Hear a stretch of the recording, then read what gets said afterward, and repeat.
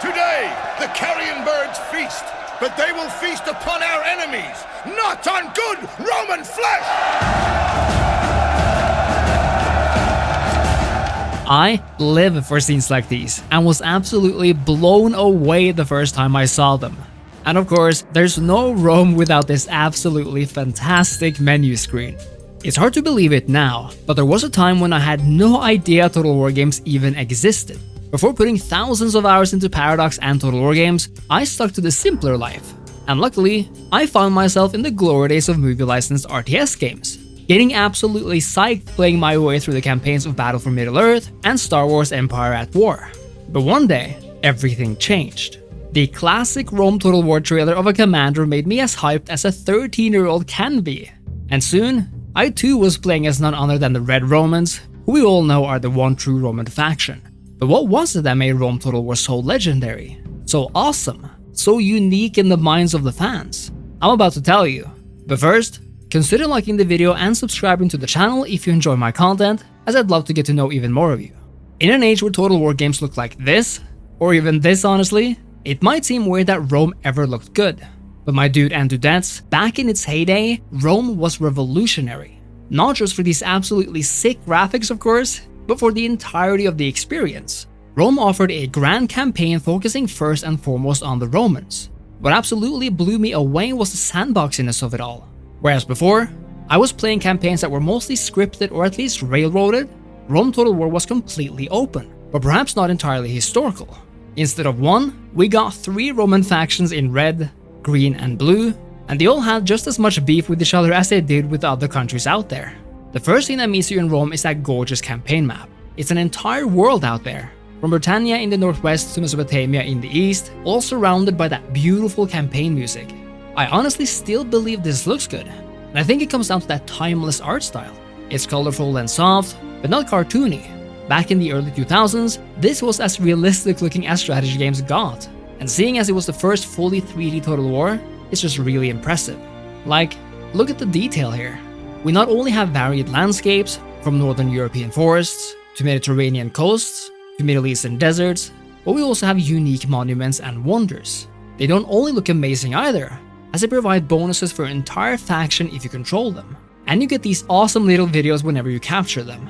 Back in these days, every city had the potential to become a massive one, with every building available everywhere, except for ports which require a seaside location. This means there are no provinces, no inherent minor settlements, but complete freedom in which cities make it big is determined entirely by population sizes and your investments into them.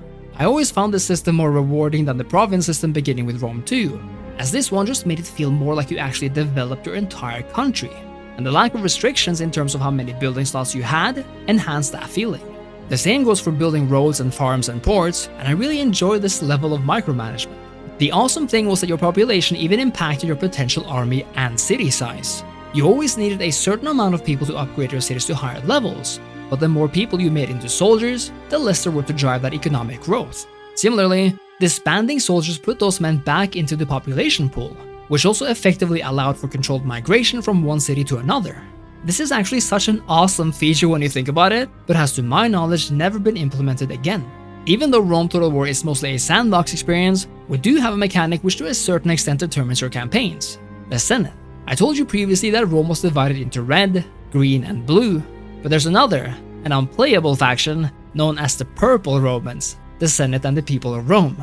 This is the faction actually in control of Rome, and the Senate is an entire mechanic in and of itself. Here, the Senate may love or despise you, and we see that the same goes for the people in your realm. Being loved by both is important, especially because being loved by the Senate means your characters might be appointed to positions in the Senate, which grant them various powerful modifiers, and because if it goes too low, the Senate might demand that you kill off your faction leaders, or even declare war on you. Even though it's a rather simple premise, I really like how it's done. The Senate has its own diplomatic opinion of other factions, and will often dislike the factions the Romans are at war with, or like the ones they have positive diplomatic agreements with. In turn, they will often give you missions to conquer foreign enemy lands, or conduct hostile campaigns against them. Some are more natural than others, however, and it can be frustrating when it asks you to blockade a Spartan port in only 5 turns, when you're playing as the Julii. Gaining favor with the Senate is good insofar as it brings you powerful Senate positions, But at some point, the Senate will dislike you for becoming too popular, especially if you gain the love of the people.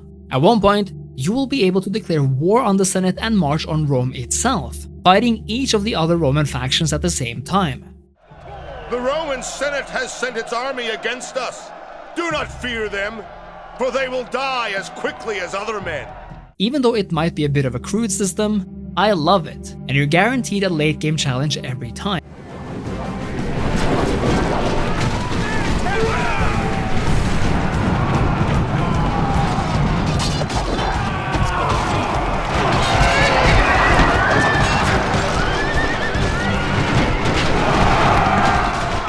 Of course, there are more factions here than just Rome, and by default, these are unlocked once you defeat them. Back in the day, I had absolutely no issue with this, and I saw it as an incredibly smart way of unlocking more of the game as you went, kinda like achievements in a way. This made it possible to play as Rome's enemies and adversaries, like Carthage, the Gauls, and a variety of factions around the world. Depending on where you are, they offer entirely different vibes than Rome, with different religions, buildings, music, and units. The only thing that kinda sucks is that they don't really feel as unique. There are no real missions, for example, no equivalent government mechanics like the Senate system, and so it's basically a conquer the world game with few other aspects. Whereas the Romans have the civil war as an endgame mechanic, the endgame challenge of every other faction is kinda just meeting and fighting the Romans themselves, who of course consists of 4 factions including the Senate. It is fun playing the non-Romans though, if only for the flavor and the various starting locations around the world. But Rome is definitely where the bulk of the game's features lie. The campaign was not the only thing that hooked me to Rome Total War, of course, as the battles were arguably the single most awesome feature of the game. Being not just an upgrade from previous Total Wars in terms of the beautiful graphics, Rome was also such a marked step up from any other RTS out there for me. I mean, whereas Star Wars Empire at War gave me a few dozen or perhaps 100 units to mess around with, Rome gave me thousands on the massive battlefields or indeed in the cities themselves. I imagine I was not alone in wanting to play battles that mimic those in Lord of the Rings, for example, and Rome actually allowed me to do that. It's almost crazy when you think about it, just how far ahead Rome was versus other games, in terms of that epic scale and breathtaking visuals, and the fantastic and epic soundtrack made this experience a godly mix. The battles of Rome also taught you, rather well I'd say, about the wars of the ancient world. The Romans used tactics and things like pillow tossing to peel away their enemies before engaging, whereas the Gauls were a bit less organized. But facing the Greeks is harder, as those massive pikes are really hard to deal with head-on. Others still prefer to use mobile cavalry, which to a mere static Roman army could be devastating. This meant you had to use different tactics based on which enemy you fought, and it was just as much fun every time. Now in hindsight, there's of course many things that are not optimal about Rome's battles, such as pathfinding for example. That's kind of the luxury of being a kid, isn't it? You don't really notice those things as much, or you simply don't care because of how awesome the overall experience is. This game allowed me to experiment with so many unit combinations, pitting the best of Rome against the best from elsewhere, and that feeling of beginning somewhere in the world, but 100 turns later fighting in completely different and foreign environments, and it's something I just absolutely adore. Rome Total War allowed us to play from the Punic Wars around 270 BC to the time of Emperor Augustus, although none of these events or people actually made appearances in the game as they historically did. This is the classic Rome experience of course, and I will always cherish it. Rome offered even more. The Alexander expansion offered a somewhat tighter experience, where we actually played as a historical Alexander character fighting the Persians. I did not own this myself back in the day, but tried it much later, and I have to say that I never really liked it all that much. It mostly comes down to the map, which kinda is just so tiny and weird looking that you'd think it was a joke or something.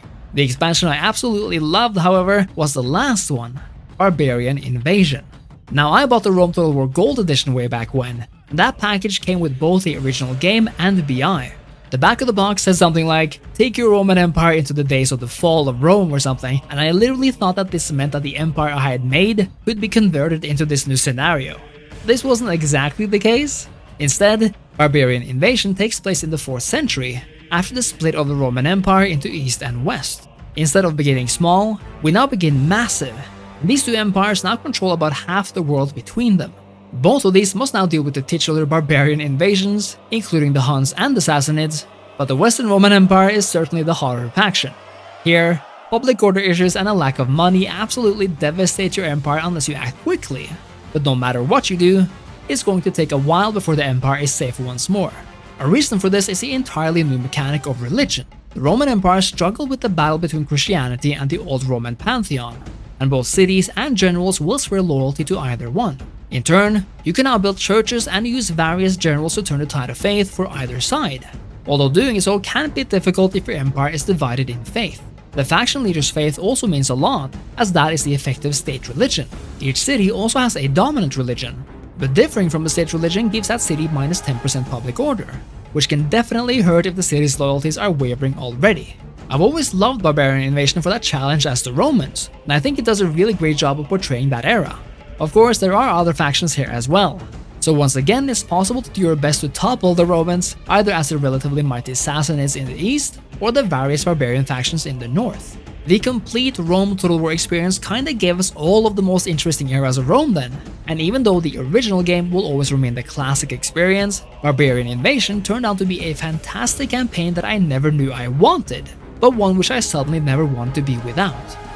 Rome Total War might be old, being perhaps the most important reason as to why it got a fully remastered version in 2021, but its foundations linger in the Total War series to this day, and shows just how revolutionary and awesome this 2004 title actually was.